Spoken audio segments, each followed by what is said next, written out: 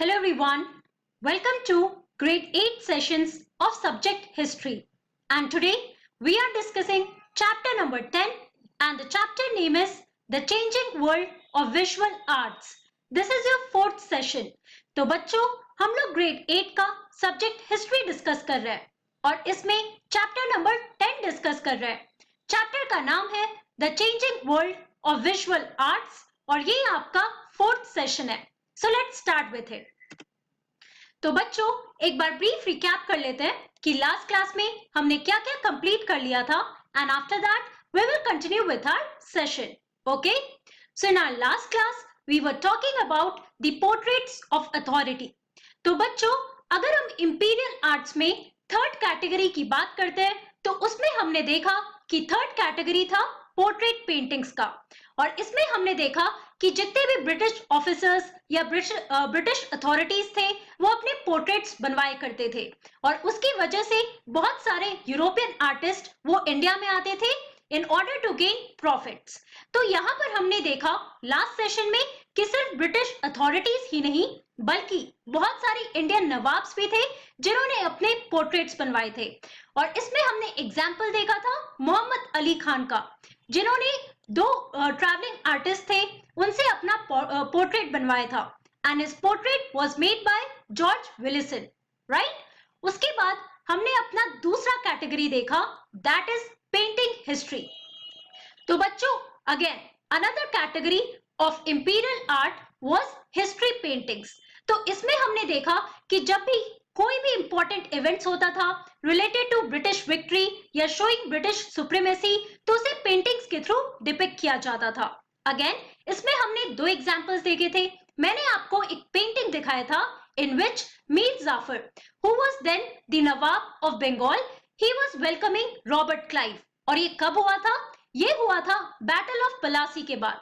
तो battle of Palasi जो कि 1757 में लड़ा गया था उसमें British authorities that is Robert Clive और उनके साथ मिले थे मीर जाफर. इन दोनों ने मिलके सिराजुद्दौला को हरा दिया था. तो पेंटिंग डिपिक्ट कर रही थी the victory of British authority and supremacy in Bengal. दूसरा एग्जाम्पल हमने देखा था जिसमें हमने देखा द स्टॉर्मिंग ऑफ सेरिंगपट्टनम और जब मैं सेरिंगपट्टनम बोल रही हूँ इससे आप रिलेट कर सकते हो कि ये किस रूलर से रिलेटेड था. So it was related to Tipu Sultan who was the most famous and the bravest ruler of Mysore. तो हमने देखा कि 1799 में जब एंग्लो मैसूर वॉर हुआ था तो उसमें टीपू सुल्तान की डेथ हो गई थी. वो लड़ते लड़ते इस बैटल में मर गए थे और इसी बैटल की ट्रायम्फ को या विक्ट्री को दिखाने के लिए ये सारे पेंटिंग्स बनाए गए थे, राइट. तो इन सारे पेंटिंग्स में एक चीज कॉमन था और वो कॉमन क्या था? They were portraying or showing the British powers and their supremacy या उनके जो भी विक्ट्रीज थे इंडिया में. तो ऐसे हिस्टोरिकल इवेंट्स को हिस्ट्री पेंटिंग्स में डिपिक्ट किया जाता था या दर्शाया जाता था. ओके, अब इसी टॉपिक को हम यहाँ पर कंटिन्यू करते हैं. तो आपको याद होगा कि लास्ट क्लास में आपने वो पिक्चर देखा था that was showing the storming of Seringapatam, right. तो उस पिक्चर में हमने देखा that the British troops are shown storming the fort from all the sides. और ये कौन सा फोर्ट है बच्चों? ये सेरिंगपट्टनम का फोर्ट है जहां पे टीपू सुल्तान थे and he died there while fighting against the British authorities. Also these British soldiers they were cutting टीपू's soldiers to pieces, climbing the walls, raising the British flag aloft on the ramparts of टीपू's fort. तो अगर आप उस picture को observe करोगे तो यहाँ पे आपने जितने भी पॉइंट्स देखे हैं that is storming of the fort या फिर जो टीपू सुल्तान के सोल्जर्स थे उनको कट किया जा रहा था, उनको मारा जा रहा था और जितने भी ब्रिटिश सोल्जर्स थे दे वर क्लाइंबिंग द वॉल्स, वहां पे ब्रिटिश फ्लैग को रेस किया जा रहा था. तो ये सारी चीजें हमें पेंटिंग्स में दिखती हैं. Also imperial history paintings sought to create a public memory of imperial triumphs. तो जैसे मैंने आपको बताया कि जो भी आप इंपीरियल हिस्ट्री पेंटिंग्स देखोगे उसमें क्या दिखता है? उसमें हमें इंपीरियल ट्रायम्फ्स यानी कि ब्रिटिश को जिस भी बैटल्स में विक्ट्री मिले हमें उन सारे बैटल्स के बारे में इन हिस्ट्री पेंटिंग्स के थ्रू पता चलता है. Now victories had to be remembered, implanted in the memory of people both in India and Britain. और ये जितने भी पेंटिंग्स बनते थे बच्चों, उसे पब्लिक डिस्प्ले में ब्रिटेन में भी रखा जाता था। Only then could the British appear invisible and all powerful। और ये मेन मोटिव क्या था ये करने का? तो यहाँ पे ये दर्शाया जाता था कि किस तरीके से जितने भी विक्ट्रीज ब्रिटिश को मिले हैं, ये शो करता है कि they are the most powerful power in the world. Okay, again यहाँ पे आप एक दूसरा पेंटिंग देख रहे हो, इसको आप अपने एनसीईआरटी बुक में भी देख सकते हो।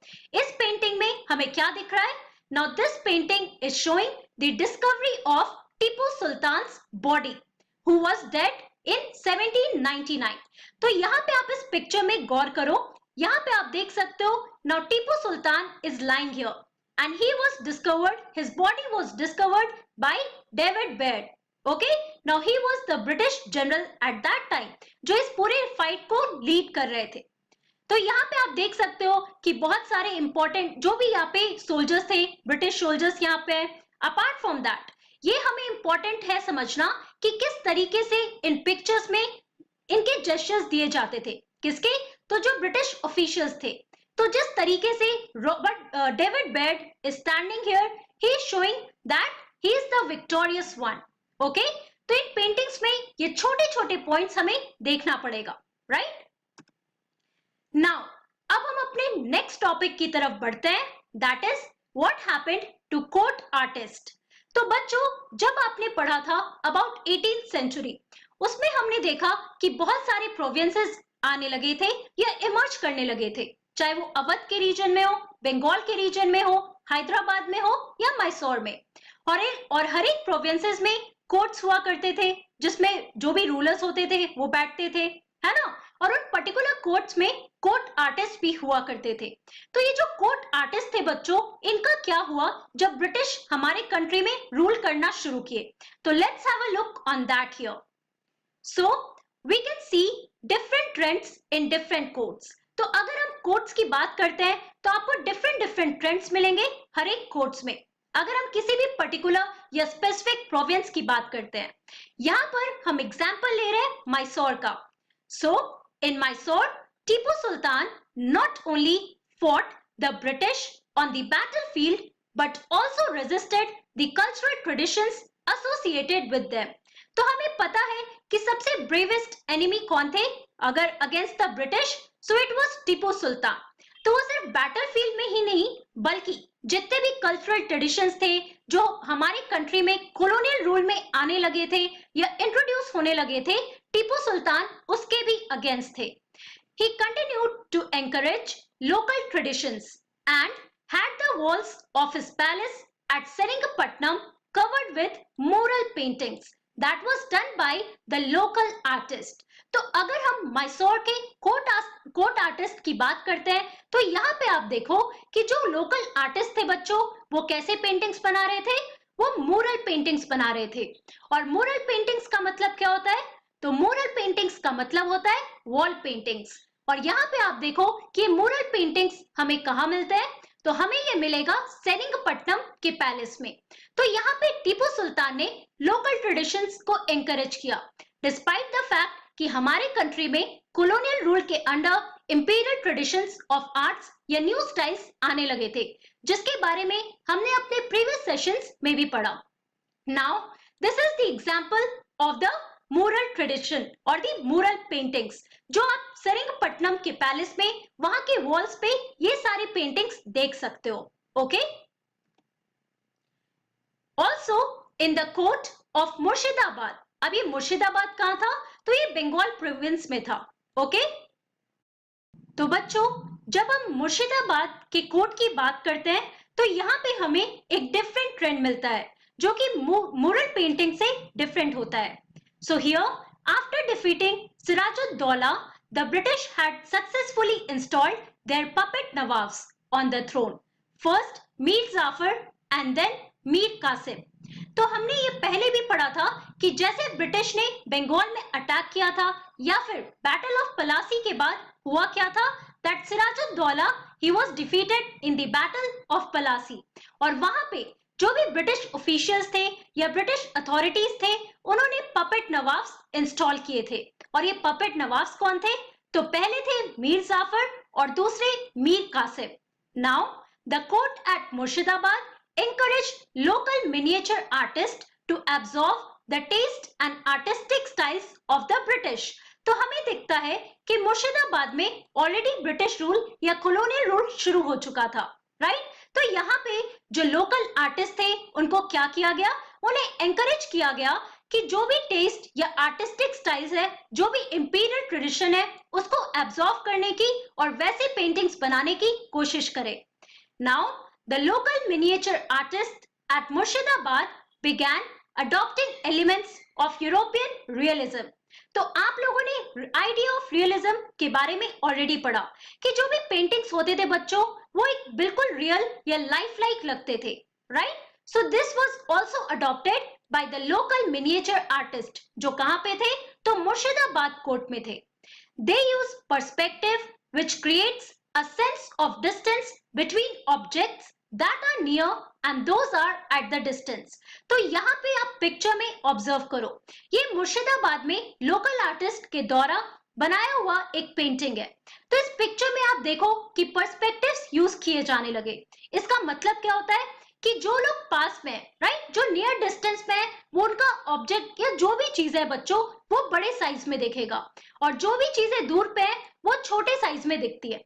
तो ये पर्सपेक्टिव यूज किया जाने लगा by the local miniature artist. Now this is the picture that is showing the Nawab here, who was Mubarak Daulah, right? Now he is at the Eid procession in Murshidabad, okay? And you can see this picture in your NCERT book as well. So they use light and shade to make the figures look lifelike and real. तो यहाँ पे आप देखो कि इन सारे paintings में जो भी लोकल आर्टिस्ट थे, उन्होंने यूरोपियन रियलिज्म के आइडिया को अडॉप्ट किया. एंड आफ्टर दैट इनके पेंटिंग्स में आपको लाइट नजर आएंगे. उसके अलावा बहुत सारे डिफरेंट शेड्स यूज किए जाने लगे in order to make the picture much more real. Okay, with the establishment of British power, many of the local courts lost their influence and wealth. तो आपने देखा कि 18th सेंचुरी में धीरे धीरे जैसे ब्रिटिश पावर यहाँ इंडिया में स्टैब्लिश होने लगा, उसके बाद जो भी लोकल प्रोविंसेस थे, जो भी आपको छोटे या बड़े प्रोविंसेस थे बच्चों, वो धीरे धीरे डिमिनिश होने लगे, राइट? तो वहां के जो लोकल कोर्ट्स थे, they lost their influence as well as the wealth. They could no longer support painters and pay them to paint for the court. और इसके बाद क्या हुआ कि जितने भी यहाँ पे लोग रहा करते थे, जो भी नवाब्स थे या रूलर्स थे, उनके पास पैसा ही नहीं था कि वो अपने पेंटर्स को पे कर पाए, right? At the same time, British officials who found the world in the colonies different from that back home wanted images through which they could understand India, remember their life in India and depict India to the Western world. और धीरे धीरे क्या होने लगा कि जो भी British officials India में आने लगे, उन्हें यहाँ का ट्रेडिशन, उन्हें यहाँ का कल्चर डिफरेंट रीजन्स में काफी डिफरेंट लगने लगा. एंड दैट इज व्हाई वो चाहते थे कि पेंटिंग्स और इमेजेस के थ्रू वो इस चीज को याद करे कि इंडिया कैसा लगता है, या फिर उनका लाइफ इंडिया में कैसा था, और वो अपने वेस्टर्न वर्ल्ड को किस तरीके से डिपिक्ट कराएंगे. नाउ इसके बाद आने लगे कंपनी पेंटिंग्स. तो यहाँ पे आप देख सकते हो, this is the example of the company paintings. Again इसे आप अपने एनसीईआरटी बुक में भी देख सकते हो. तो बच्चों, ये पेंटिंग जो आप देख रहे हो, ये कंपनी के द्वारा बनाया जाने लगा, राइट? क्योंकि यहाँ के जो लोकल आर्टिस्ट थे, जो लोकल कोर्ट्स में थे, अब यहाँ के रूलर्स के पास पैसे ही नहीं बचे थे कि अपने कोर्ट पेंटर्स को वो पे कर पाए. तो धीरे धीरे उनका जो इन्फ्लुएंस था, उनका जो पावर था, वो भी कम होने लगा, राइट? तो जो कंपनी पेंटर्स थे बच्चों, वो इस तरीके से यहाँ के लोगों के बारे में, रीजन्स के बारे में इमेजेस के थ्रू डिपिक्ट करने लगे. So this picture is showing the pairs here of different regions. तो यहाँ पे आप देख सकते हो कि डिफरेंट चीजों के थ्रू यहाँ पे डिफरेंट रीजन्स के लोगों को डिपिक्ट किया जाने लगा. ओके, या तो क्लोथिंग के थ्रू, नहीं तो कुछ मटेरियल्स यूज किए जाते थे ताकि दिखाया जाए कि ये डिफरेंट रीजन से बिलोंग करते हैं. So we find local painters producing A vast number of images of local plants and animals, historical buildings and monuments, festivals and processions, trades and crafts, caste and communities. अब यहाँ पे आप देखो कि जो लोकल पेंटर्स थे अब ये क्या करने लगे, ऐसे बहुत सारे इमेजेस बनने लगे जिसमें लोकल प्लांट्स या एनिमल्स के इमेजेस को बनाया जाने लगा, या फिर हिस्टोरिकल बिल्डिंग्स मॉन्यूमेंट्स बनाए जाने लगे, फिर फेस्टिवल्स प्रोसेशंस को दिखाया जाने लगा, या फिर डिफरेंट कास्ट और कम्युनिटीज को दिखाया जाने लगा।